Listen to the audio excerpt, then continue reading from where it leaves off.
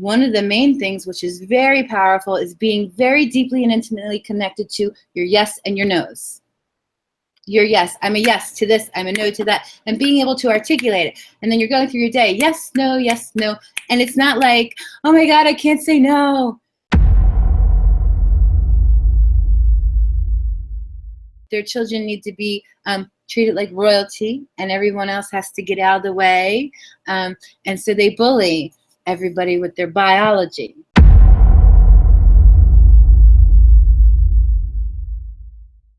There's a lot that we could do to be joyful women as changes are happening.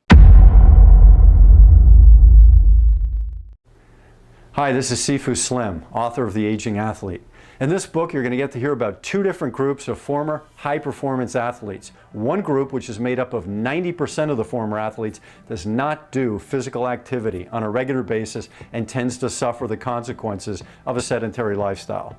The other group, which is made up of 10% of the former athletes, is doing physical activity on a regular basis and tends to thrive through the aging process, or at least has a better chance at coping with the aging process.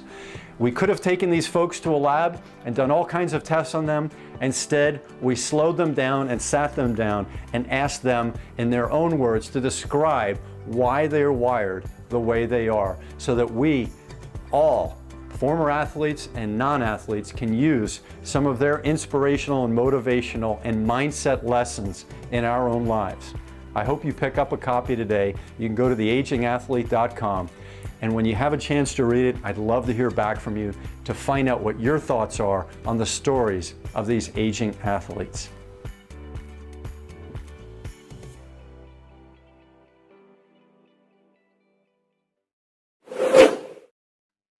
Hi, this is Sifu Slim, and I'm coming to you live from Kitzbühel, Austria, and I'm excited to bring you episode 2 on this subject of female hormones. And I'm joined by Christina Marie, who's in Oahu, and she has some wonderful things to share as well. You want to say hi, Christina? Hi, it's Christina Marie. Nice to see you again. And so we've been going through some things historically, and this is one of the problems I think we have with deciding on how to handle problems. We don't often look to the trajectory of history, the psychology, the sociology, so we can find out how did we get here. You know, we modernites in this modern world, we're doing a very good job of using up all the resources, developing weapons that can destroy many of the inhabitants and the plant matter and the animal matter, bacteria matter on this planet, but we're not looking to the sustainability of our heritage, which the oldest fossil we found is about 6.8 million years old. And so we got here because of all the stuff that came before us. So why not look at some of the practices that worked and didn't work and try to massage that into something that works for us? So I'm going to share something that we've all seen. They are stories of the Native Americans that were prevalent in the movies, the Cowboys and Indians, when I was growing up. And you can still see this with Kevin Costner's movie, Dances with Wolves. They show you a nice picture of a tribe where the white men and the federal troops are invading their territory. So these are two books that relate to that time. And they show you that even in a hunter-gatherer tribe, you still had women's needs not always being satisfied, and what this did to the tribe. So learning the operating system. One book I'm going to suggest is called Red Cloud. The subtitle is, the full title is The Heart of Everything That Is, The Untold Story of Red Cloud, Legend. And that was written by Bob Drury, D-R-U-R-Y, and Tom Clavin, C-L-A-V-I-N, in 2013. Now, I've been reading books my entire life, and there's some that shook me to my timbers and from head to toe. This is one that had a tremendous impact on me. And my girlfriend at the time, she read it before me, and she could not put it down, handed it to me next, and I could not put it down. Even though I had 2 jobs and I was working on 2 books, I had to take a little bit of time off from some of my own stuff to read this because I couldn't put it down. And I wanted to find out what the story was all about, and I wanted to get to the end. Well, this Red Cloud was a Native American living in the 1800s, and he had a tribe where he had a girlfriend, and he was a young man in his late teens. He had a trajectory that could make him the chief or even a sub-chief of the tribe where he lived, of the Ogallala Sioux, which were sort of the bad asses of his era. Many of the other native tribes feared them because they were such fearsome warriors and did a lot of stealing of horses and of other tribes' goods and killing. And this Red Cloud, who was a very attractive guy, was able to move along that tribe because his mother came from the wise men. In his particular tribe, they had a wise men leader and then a wise men a medicine man type person that would do more of the healing. And so how did you buy influence in that tribe? It's very similar to what we have today. You bring them the best deer that you hunted, and Red Cloud, as a young man, was a good hunter, so he would bring them the best cuts of meat and help them out, and that would buy favor. And so he was on this trajectory, which was a good trajectory. So this woman, his girlfriend at the time, saw this and fell in love with him, and maybe she had the heart connection even without his ability to hunt and without his trajectory to be a future leader. And she fell in love, and they fell in love, and they had this wonderful relationship. However, this poor guy had to marry the right woman. And so eventually that's what he did in order to be the tribal leader. And what happened to his girlfriend at the time? Her heart was broken, and she went out and she hung herself. How sad is that? I mean, you feel this. If you're an emotional person, you feel that pain. And so these two journalists wrote this book that tells you the story of this. He's the only Native American chief at the time of the white people who ever won a war. It's called Red Cloud's War, not just a battle. He won a war against the federal troops, and he was taken to Washington, D.C. on trains 2 times in the late 1800s, in the 1870s and 80s, I believe. And he got to meet with senators and high diplomats in Washington, D.C., because they wanted to talk to this guy and make a peace. I'm surprised they didn't poison him or just outright kill him. So that's one book I encourage people to read. And then another Native American book is Empire of the Summer Moon. Quanah Parker, Quanah Parker, and the Rise and Fall of the Comanches, the most powerful Indian tribe in American history. And so that's a book that I also encourage people to read. 2011, that came out. And Quanah Parker is a dark-complected, very tall Native American Comanche that's in the South, in the Texas area. And he didn't win a war, but he wreaked havoc on the white settlements in that area. And his mother was white. She was swept up on a raid by the Comanches when she was 12, and she was raised in this Comanche tribe.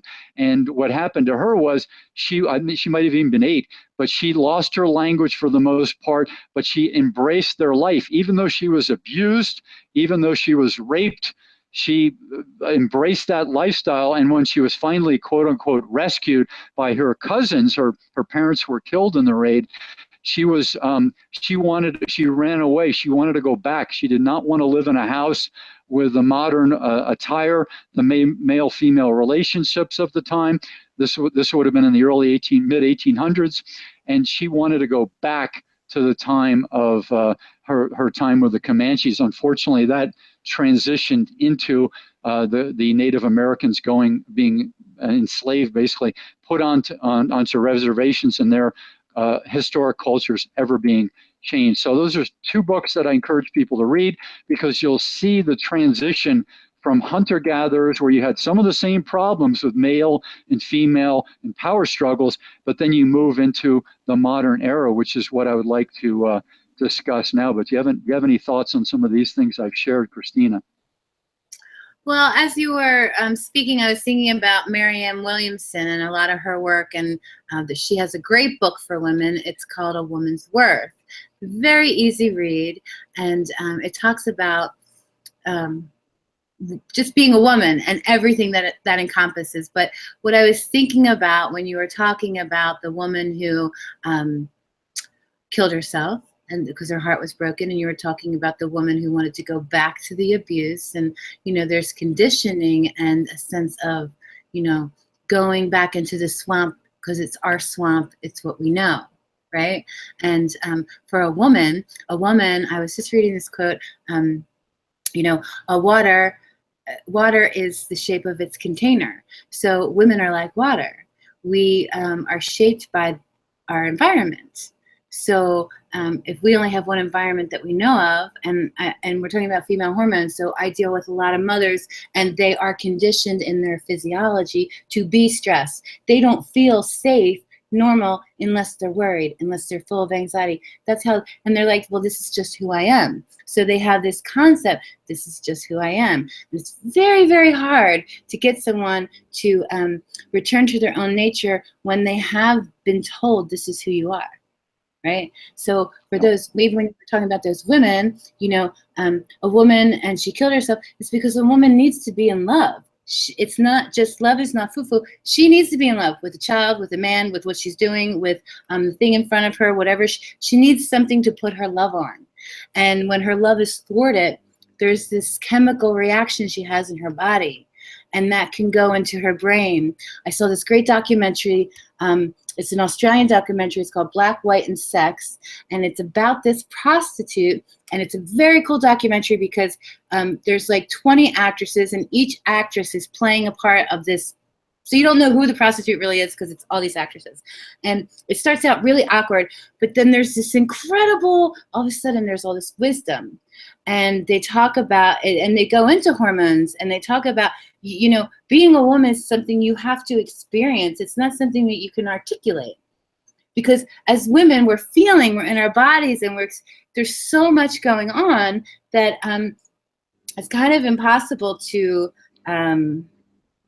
articulate it all fully. But there's one thing that I do know, that is a woman needs to be in love with something, Yeah. I should thank you for sharing that. I should clarify that Quanah Parker's mother, who was a full-blown white settler, who was swept up between the ages of 8 or 11, since her year of birth is uncertain. She was taken in, and she was abused because she was the outsider. So she eventually, had to do all the work, and they talk about this. And she had a strong build, and so she did all this leather work, and the butchering of animals, and the building of teepees, and making of moccasins. They just enslaved her basically. And then at a certain age, one of the tribes people raped her, and she became just the laughingstock. But because of her strength, of internal strength and physical strength, she was being abused by a Native American Comanche woman one day, and she just hauled off and whacked her, and a fight ensued. And all the Native Americans, since this new person's part of their tribe now, they did not intervene. They sat and they watched as Cynthia Ann Parker, in her teens, was able to win this battle and acquire the adulations of this band. And eventually she married the chief of the tribe and had the son, who was Quanah Parker, who's the one who made that transition to being a leader of his tribe on the reservation, and lived what you could call a happy life, although he was happier perhaps in his native settlement. So when Cynthia, his mother, was grabbed up in her teens without being near her son, that's the main reason why she wanted to go back. She liked two things. She liked the lifestyle as opposed to the lifestyle of the settlers, the white settlers in Texas. And she wanted to be with her husband, and especially Quanah, her son, whom she adored. So that's the reason she didn't run back to the abuse. She ran back to the life that she was able to build with that internal strength and maybe the karma to be that special person. Well, I appreciate you clarifying, and I love that just happened, because that's what happens when a woman shares her story. She leaves parts out, and then we make assumptions like I just did, because I didn't hear you say any of that. You know what I'm saying? So, and that happens all the time. We get half of the content, we get half of the story, the context, and then we think that's true. So I appreciate clarifying.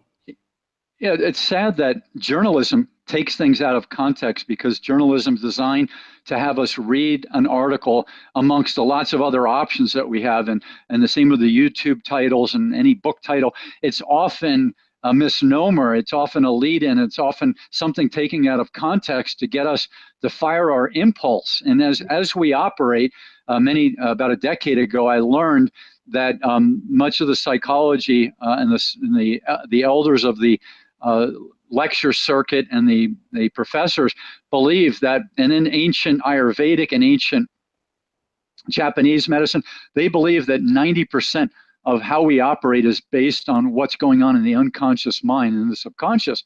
So when I look at that, I say, how are we going to tap into people that are thinking that they're rational, but they're making decisions on the unconscious mind? And that's why the legal system we have, and the journalistic system and the TV and the media, it's all based on firing these impulses, which happen largely in the unconscious mind, but a bit also in the conscious mind. And it's a nasty business that fires these impulses. It's as nasty as sugar, caffeine, chemicals, the fat, sugar, and salt that are injected or made to take place in our food that fire our biochemistry. It's a nasty business of selling product out there and selling thought and knowledge as a product. Yeah, well, that's one of the primary things that's wrong with America, if you don't mind me saying so, because women are constantly striving to be the perfect size, to have the perfect everything, and it's unsustainable and it's not healthy. And, we see that in our magazines, we see that in our culture, we see that in how we treat people, how they look, their image. There was a story I read the other day about a woman. She got on an airplane and she was overweight and she sat next to this person. It's from the other person's perspective, and the other person was saying, like, oh, there's a heavy person sitting next to me, and and then this person didn't want to talk to this woman because she was heavy. And the woman was happy and joyful and lovely, and she eventually got through to this person, and this person's like, well, would you look at that? This person's actually beautiful. And the woman who was heavy was saying, I love my life. My life is now.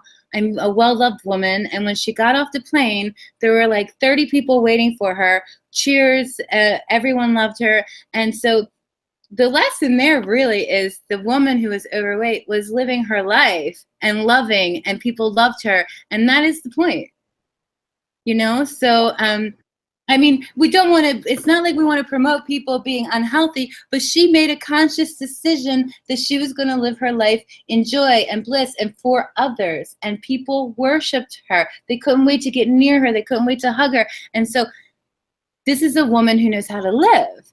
So women are constantly, and I see this a lot because I'm I'm an entrepreneur, I'm a coach. So I'm doing the marketing too. And I'm being very careful and selective about how I market things because I believe in authenticity. I believe in being real. I believe in emotional honesty. I believe in being who you are. And I think a woman should follow her own nature.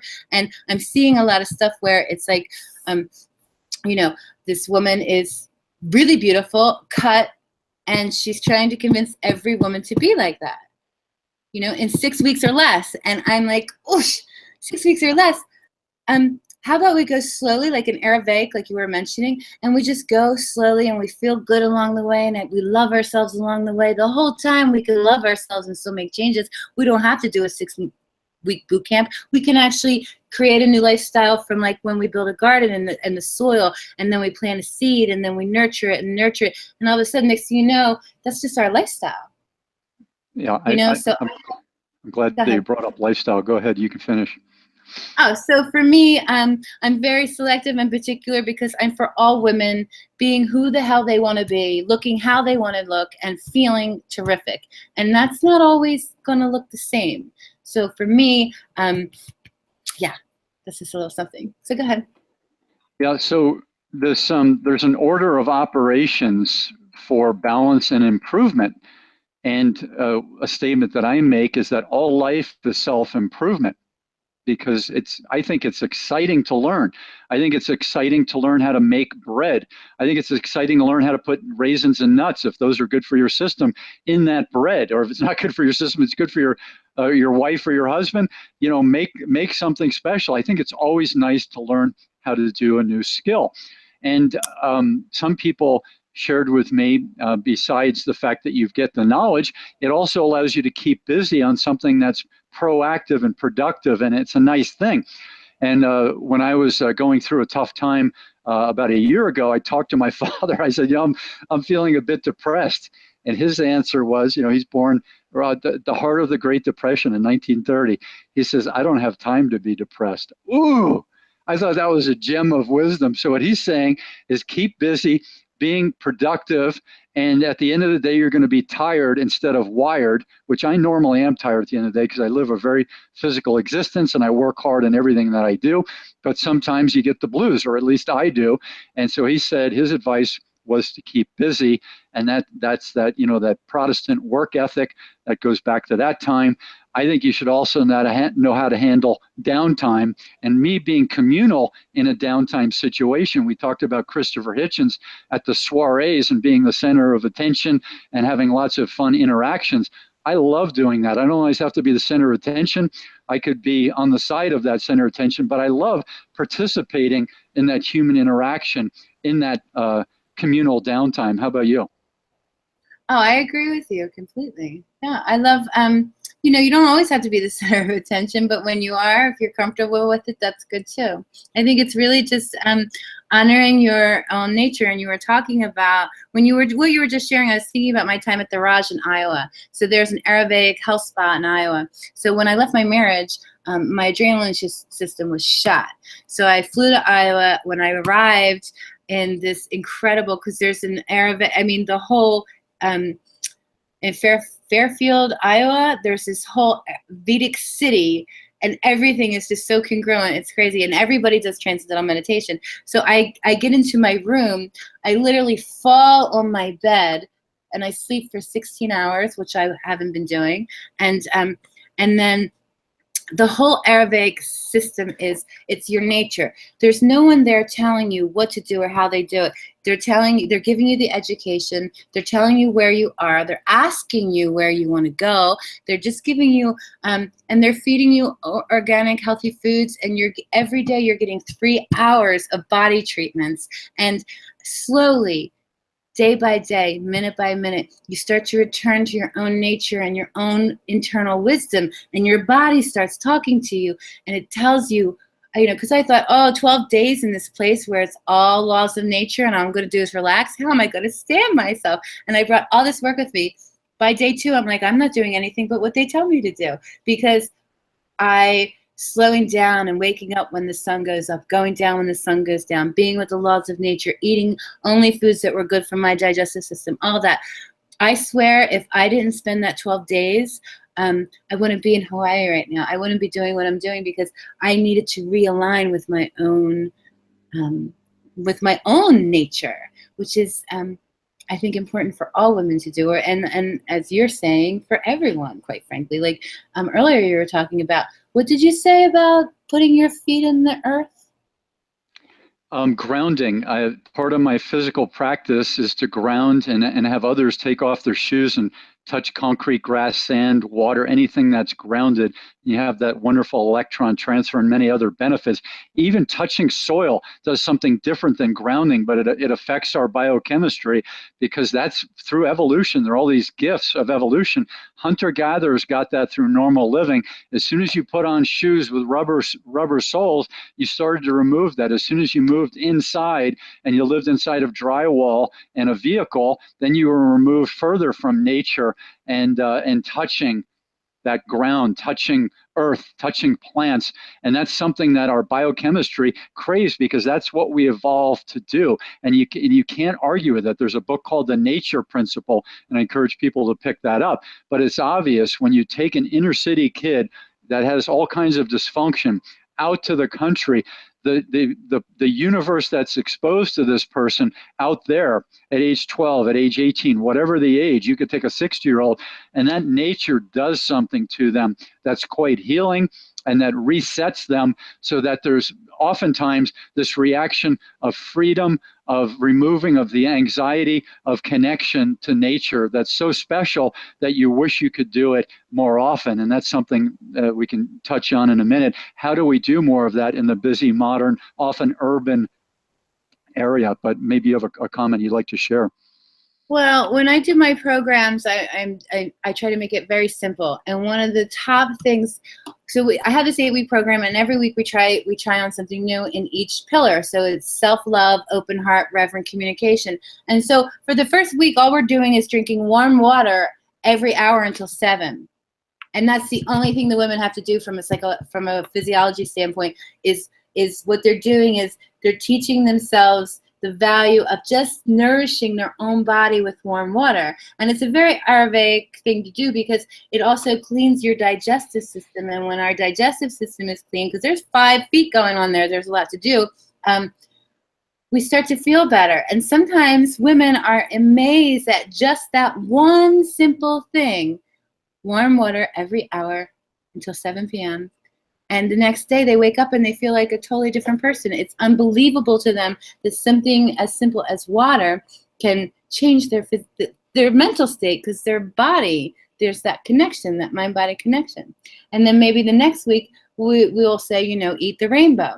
Make sure that you're just eating colorful foods. And I don't put too much stress or emphasis on this, that, and the other thing, because I really want women to do what is going to work with their lives, because I'm aware they have children and husbands and jobs. And so if you put too much on a person that already has all this stuff, then they're going to drop off. But if you just do the water and they're like, wow, I feel amazing, it's just water. And then they're like, what's next? So then that's, and that's the Ayurvedic way. It's like, just gentle. Be gentle about it. And women need gentle, but women don't want gentle because their physiology is like, they just want the next thing. And what's the next thing? And what's the next thing? And that's really, so that's some of the tips I do. Yeah, that's wonderful. So you're sharing on going to a retreat, and imagine going on a retreat, programming that into your lifestyle, whether they're even a 1-day or a 3-day during the year, before you hit the crisis time. What would that do to you? Boy, if you go into a psychologist for maintenance, which very few people do, is percentage-wise of the people who do go, most go in for crisis or an ongoing big issue. But if you get on some kind of a maintenance level of functionality in the mind, body, and spirit, and you go in to see a counselor where you're in that state, think of all the positive things that they can do. They can keep you at that good level you're on, or maybe help you get to a higher level, so that it's not just dragging yourself with maybe someone's help out of a crisis situation, or going to the retreat when there is a crisis. So definitely go when you have a crisis, but also I encourage people to think about the maintenance. And that's the first website I had, maintenanceworkout.com, because my idea is that it didn't make any sense to me that in the 60s and 70s, most of us looked pretty good. Most of us were doing some recreation, eating the right things, and many people were working the 8-hour job and not being married to this job full time. Many people were. There were always people who were going full steam on work 7 days a week, but many people looked pretty good in the 60s and 70s. And then what happened is we moved into the sedentary lifestyle, and we moved into horrible food.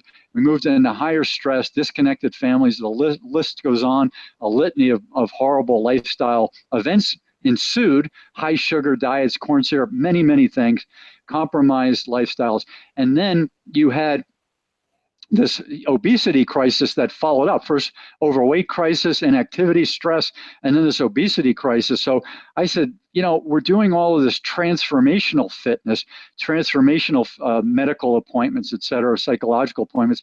What about maintenance? What about getting fit?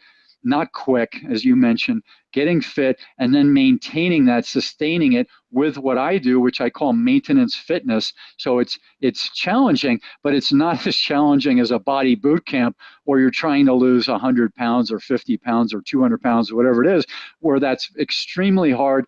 And your unconscious mind is saying, no, hard. It's saying pain, agony. That's my opinion why those things, one of the reasons why they fail. I say get on maintenance, and these weekend retreats, in my opinion, fit right in with that. Your thoughts, Christina? Well, as you're speaking, I agree with you, but I also, as a woman in hormones, I understand that there's a lot of obesity, and these are women who are up at 4 in the morning, and they are nonstop in action, going until nighttime, and they're still overweight because they have so much cortisol running through their body, which is something that has people gain weight. They're not sleeping. A lack of sleep hormone can set your hormones off. A lack of sleep, and running on empty and not having, those two things alone can have a woman gain weight. And the thing about female hormones is that there's, the childbearing years, and then there's the perimenopausal, and then there's the menopausal, and there's following the thread of your physiology and what your body needs now, and then what it needs now, and then what it needs now. So from what you were saying about preventative care and going into a retreat, so let's say a woman is now done having children, right? And so she's starting to get those subtle changes and shifts where if she doesn't sleep for 2 days, she starts to gain weight because her hormones are changing, because our hormones are constantly evolving too. And so if she was to keep going to the retreats, like you're saying, for maintenance, she's still going to experience changes hormonally, and she's still going to have to address them differently than she did 5 years ago. So the maintenance is really being present to your truth now, and then being present to your truth now, and being okay with the fact, because a lot of women aren't okay with the fact that they're getting older, and understanding that we're lucky we're getting older, we're still here, right? And there's things that we can do to feel amazing. And we were talking earlier about things like orgasmic meditation and stuff like that. So from a female hormones perspective, there's a lot that we could do to be joyful women as changes are happening. Yeah. I agree. Thank you for sharing that. And to put an amendment on something that I said, the reason why I thought I had something to offer in this whole thing of my crusade for wellness, which fitness is a big part of that, is because I was looking at my lifestyle and I was comparing it to other people's lifestyle. Now, I'm a person who's got HSP, highly sensitive personality, highly sensitive disposition. So some things I take to heart. Some people could call that not having a thick skin. But it's a lot of people who have a lot of empathy and are healing type people have that personality that I have. I have it on an extreme level. So bright lights, heat, cold, the sense of the solvents when you walk into a store that sells a lot of cleaning material, those odors, all those things affect me. I'm not a light sleeper once I'm hitting the sack, but if there's somebody in the room snoring while I'm trying to get to sleep, I'll have a hard time. So that's kind of how I'm wired. So what I came up with along the way is I said, okay, how do I take my lifestyle and what's the value in it? How can I share that? And is it of value to other people? So along the way, I started asking psychologists. This was 18 years ago. So this would be around the year 2000. I started asking them, what is driving this huge increase of the people needing psychological appointments? And there's a very lengthy list of reasons why people go to see a counselor, marriage and family counselor, what have you. A bereavement counselor, whatever and they're also groups, small group gatherings. And many of these people told me the new thing on our list of why people are coming to see us are sleep disorders. So I said, So back to my physical activity, I say that because of the physical activity, I'm using mind, body, and spirit in a physical way, letting out a lot of emotional and physical energy, resetting things, balancing the hormones. At the end of the day, I have what I call the good poop, which means I'm pooped out in a good way. I am not exhausted typically, like some people who are wired from work, more emails, more computer, more phone, more driving, more meetings. I know people who work in that, and I have worked in that, and that's exhausting in what I would call a non-healthful way. It's like you're wired at the end of the day. So that's why I say do the physical stuff in the morning. Not everyone can do it, but I do it in the morning because at the end of the day, you often are so exhausted that you don't have the energy to go do the physical. So if you get out of the way in the beginning, and then you do some stretch breaks during the day, I do them each time I go to the restroom. Then at the end of the day, you're feeling good in that physical body, but it also translates into mind and spirit as well. And it helps with digestion. There's just so many things it helps with. So that's what I would share, not just body structure and weight loss, but that psychological benefit is probably the number one reason why I do it. And I didn't know about these psychological people and their sleep disorders since I've been a fitness person since I was 6. I just kind of did that, and it allowed my mind, body, and spirit to function at a level that allowed me to survive and sometimes thrive in this very challenging life that we have. Your thoughts, Christina? No, I agree with you. I love everything that you're saying. And I was, so I'm currently writing a book called Women in Step Families. It's all about women and their physiology. And one of the things that I talk about there is sleep disorders and hormones and the impact of sleep disorders and hormones. And there's a lot of women in our country that are actually on sleeping pills, which I don't even want to go into that. That's a whole other thing. But there's easy things that we can do. So I started to create 1-minute meditations for mothers, because imagine you're a mother and you have a toddler on your lap as you're going to the bathroom, and your 5-year-old is doing this and your 7-year-old is doing that, and your husband's saying, "Where's my tie?" You have all this stuff going on. So a mother in that state does not want to spend 20 minutes sitting down doing a meditation. So I created 1-minute meditation. And if you can just get 1 minute, and then you can enroll your kids in a 1-minute meditation, because their attention span they could do 1 minute, right? And then, I had a point, and I just lost it. That's okay. I'll chime in, and if it comes back, we'll bring it in. No. Oh, I know what I was going to say. I remember now. Okay, so in my book, I talk about these simple, because I want to keep it simple, because women have enough going on in their life, and I can't stress that enough. They're so overworked. They're so overstressed. So just little things like halt.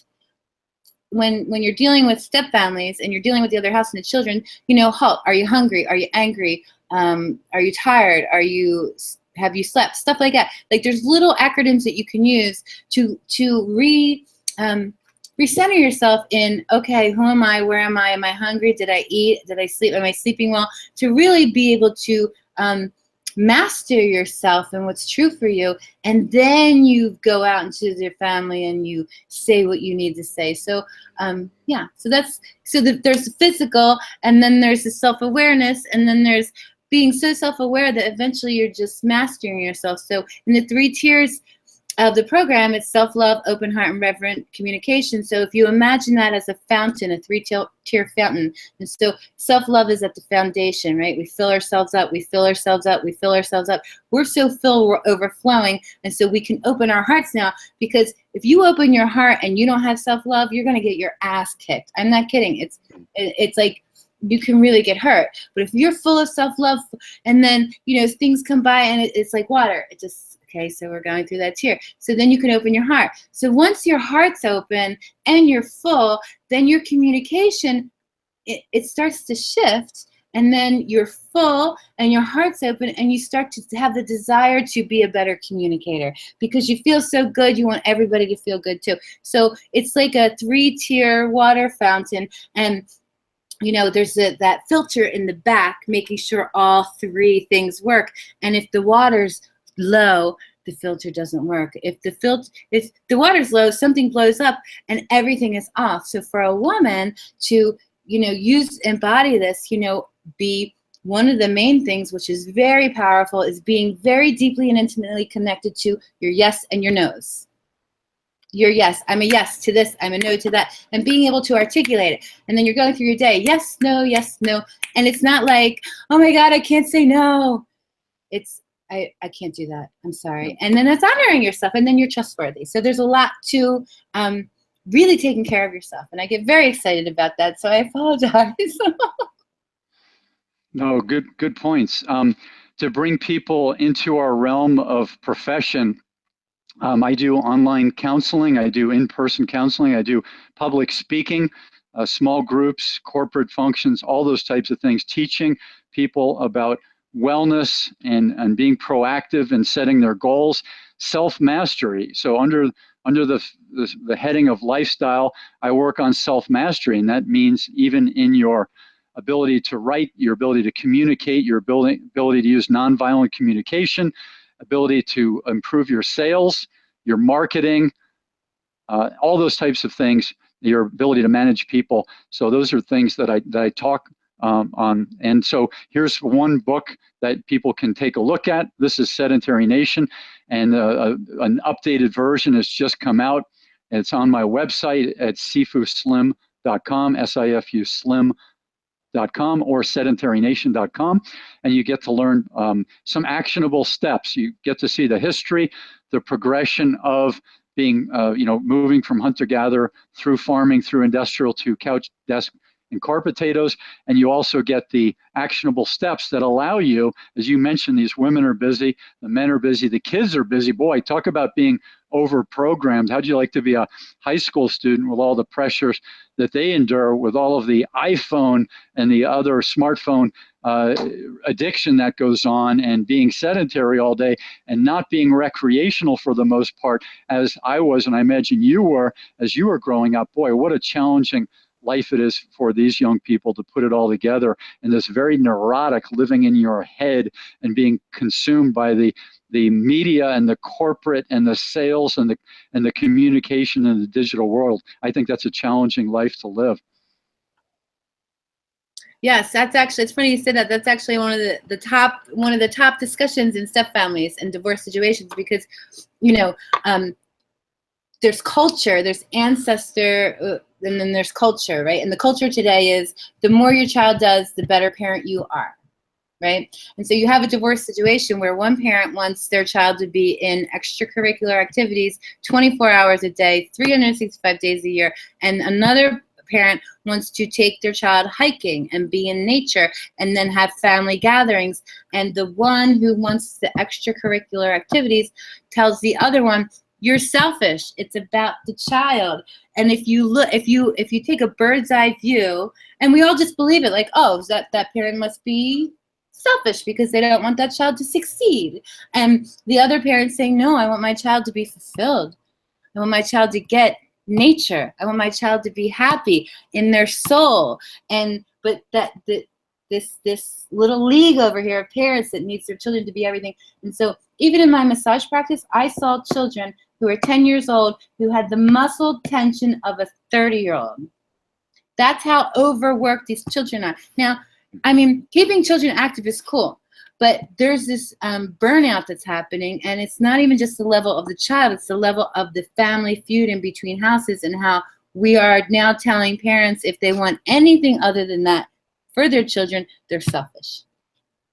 Yeah, this is fascinating. So besides the other things I've shared about the top headings of what I do, lifestyle and self-mastery and living, authentically and having downtime, all these are major headings in my personal philosophy and personal lifestyle program.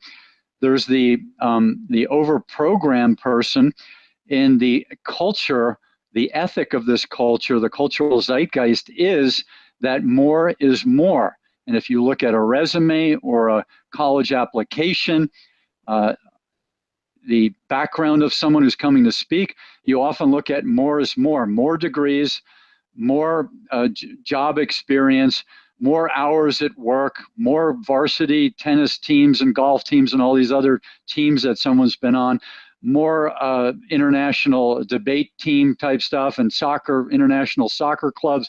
The more is more ethic, it pervaded probably since the 1960s, but heavily in the 90s and up through now. And I'm a less is more person, back to the hunter-gatherers, where you're looking at a tribe functioning, happiness, downtime, letting your system, your neurological, your physiological system rest, and having time for intimacy. I mean, if two people are taking a nap and they're healthy people with healthy hormones, one's going to be either tapping with the elbow or hand, or rubbing the other person to fire up that other person's system and saying, hey, let's have some intimacy. Let's share in this experience, this human experience at a different level of this intimacy.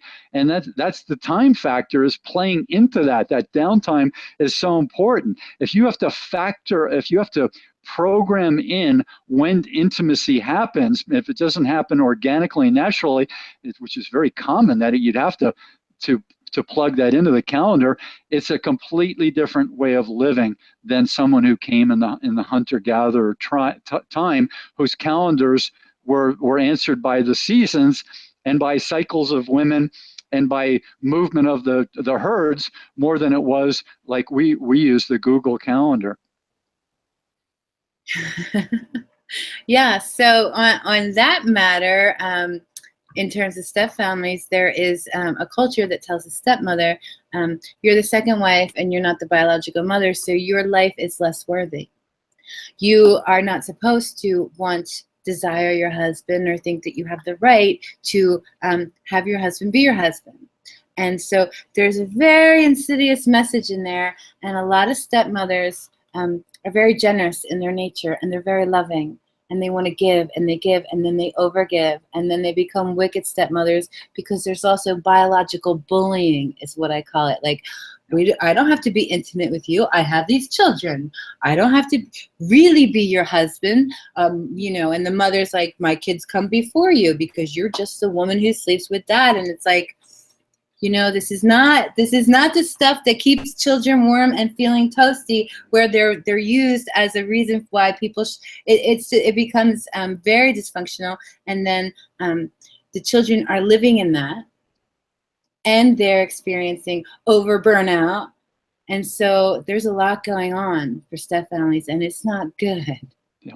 I'm just saying. So yeah. So biological bullying, I hope I get to read something you write up on that, and you may have already, but that sounds like a zinger of an article, chapter, or book, biological bullying. So I'd love to see something on that. Yeah, so that's really just a term of, it's like there's a thing that they coined. It's the golden uterus, and that's the mother who stomps all over everybody because she's the mother. And so the biological bullying is a form of, it's very insidious and it's very hard to detect. You have to really go into a family to get it.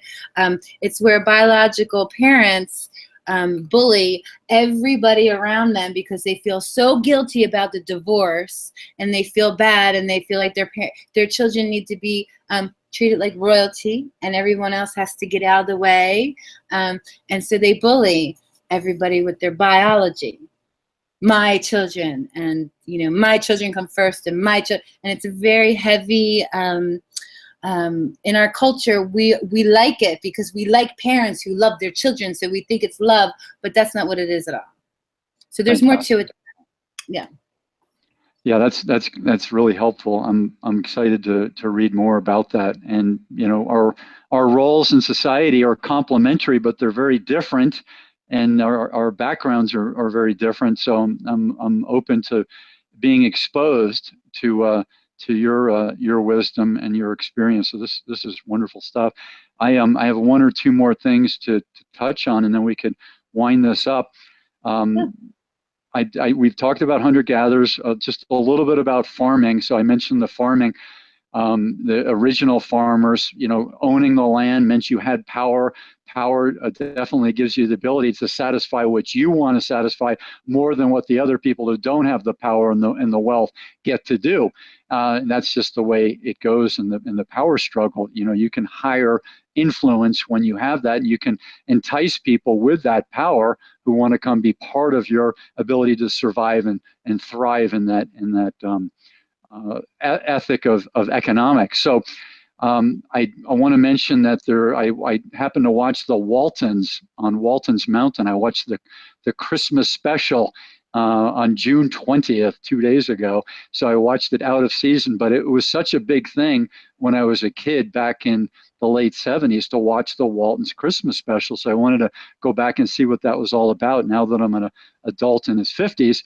And I watched that, and you see the difficulty this family has in the Depression, moving through World War II, sustaining this large family in a time of economic distress.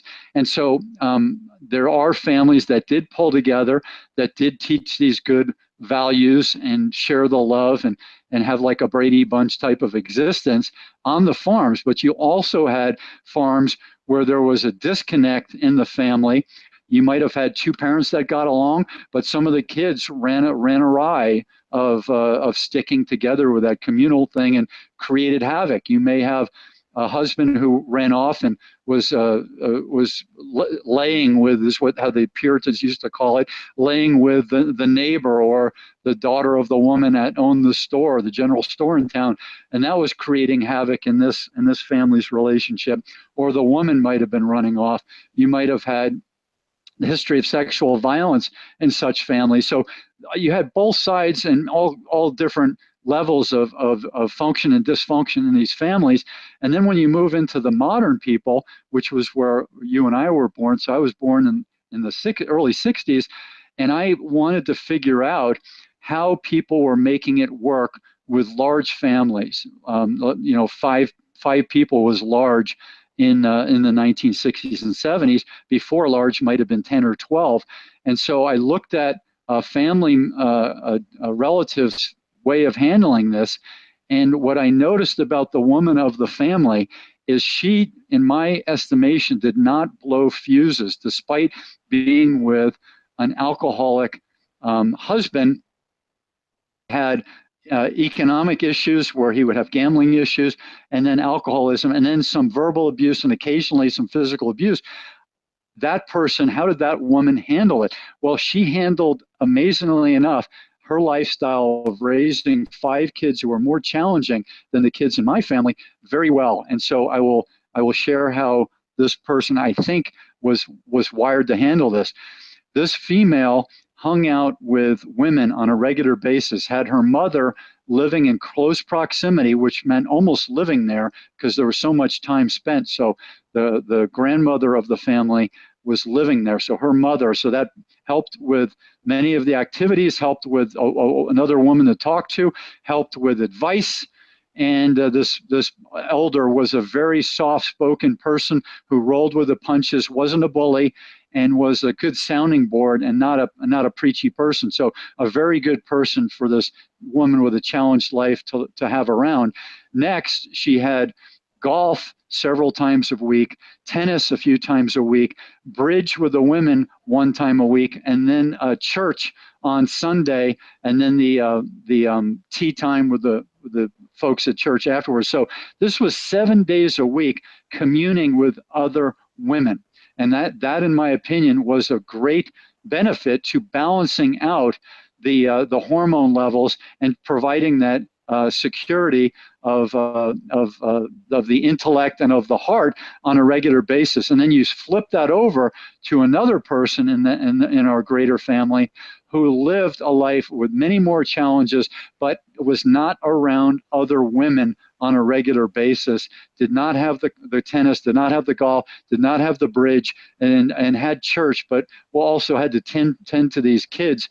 Less kids in this family, easier kids than the family of 5, but this person had the volatile personality, love, explosion, love, balance, explosion, just the volatility of that cycle and a much more challenging life to live. So that's something that I encourage women to do as they're able. Some women want to wall themselves away and they work well with that, but other women want to have that communal, maybe don't have that in the rational mind, but the subconscious mind wants to have that 90% that's making decisions, and they just have to find out what activities and what groups that they can be part of that would allow them to have that women connection, or maybe as simple as having a neighbor with whom they spend a lot of time. So that's something I'm observing, and I'm saying one side worked, the other side didn't work that well. It's not the answer for all women's problems, but it's something that I checked out, and I'm wondering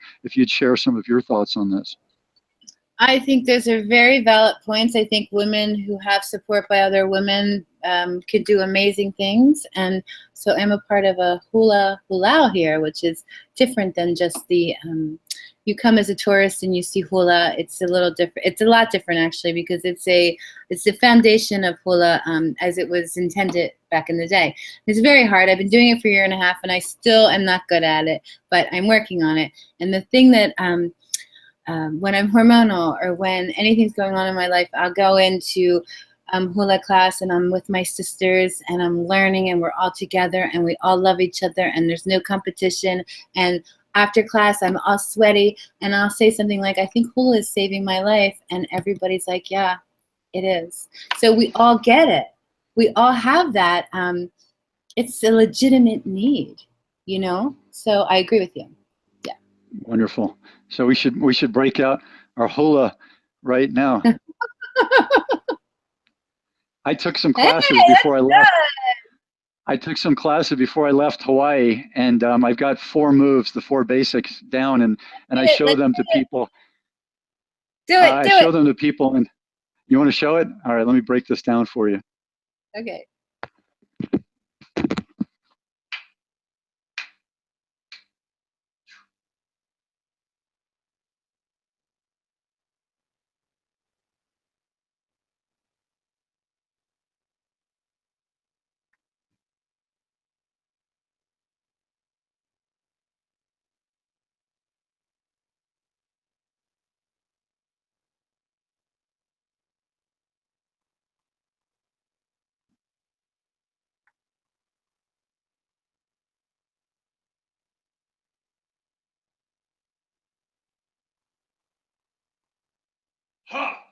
Ah, very good.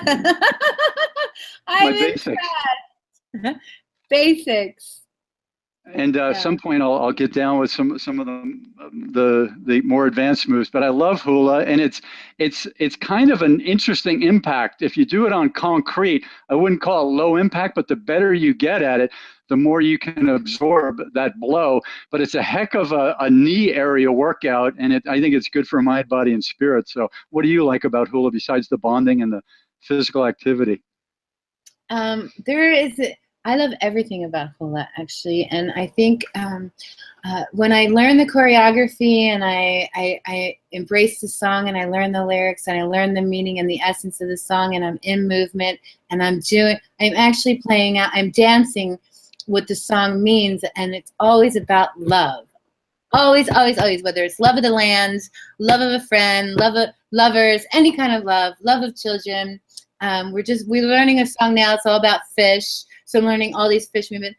Well, when I'm doing Hula, because I've been oriented around it, my entire being is full of joy and happiness. So you always see Hula dancers smiling. You can't help but smile because it's about love and it's fun. And I could feel in my body, I feel such joy and happiness that it doesn't stop. It never ends. It just gets more joyful and more happy and deeper. And my commitment to it just keeps getting deeper and deeper. So for me, Hula is I'm just in love with it. I'm going off camera. No, I'm still on. I guess I could have gone. You asked. I could have gone further I didn't know I was still going to be on camera.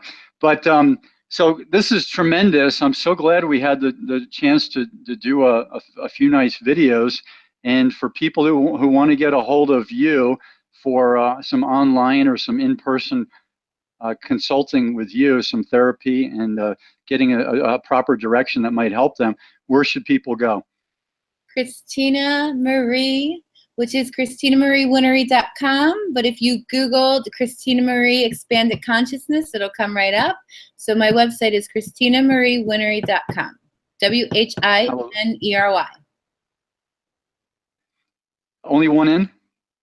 WHINNERY. 2 N's. There we go, 2 N's. Good. And so I encourage people to share comments on this YouTube video. And we ask you to be open-minded, fair, and come from the heart, because we're looking at this thing with an open mind, and we're looking at other things that work, some things that may not have worked, and we're not suggesting that we have the answers for all of you. We're open to find out what's in your mind and heart and what's in your spirit, and allow that to flourish and shine. And if you've got a point, things that you think you'd recommend us, and advice, what have you, put it in there. If you have questions, put that in there, and we'll see if we can help you, and other people who comment can do that as well.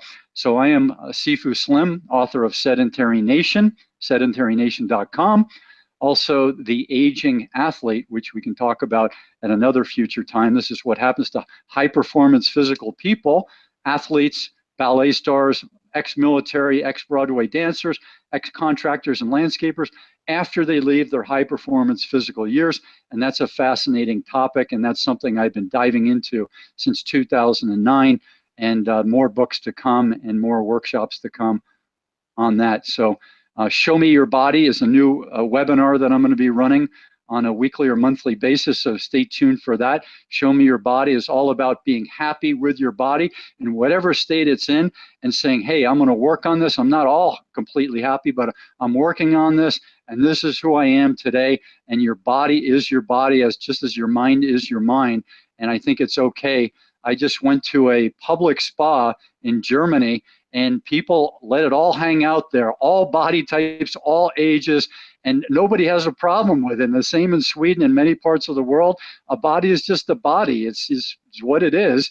And people walk around and they jump in the different saunas and spas and whirlpools, and they're clean and they're fair, and it's non-sexual, and it's totally cool. And any thoughts on that before we say goodbye?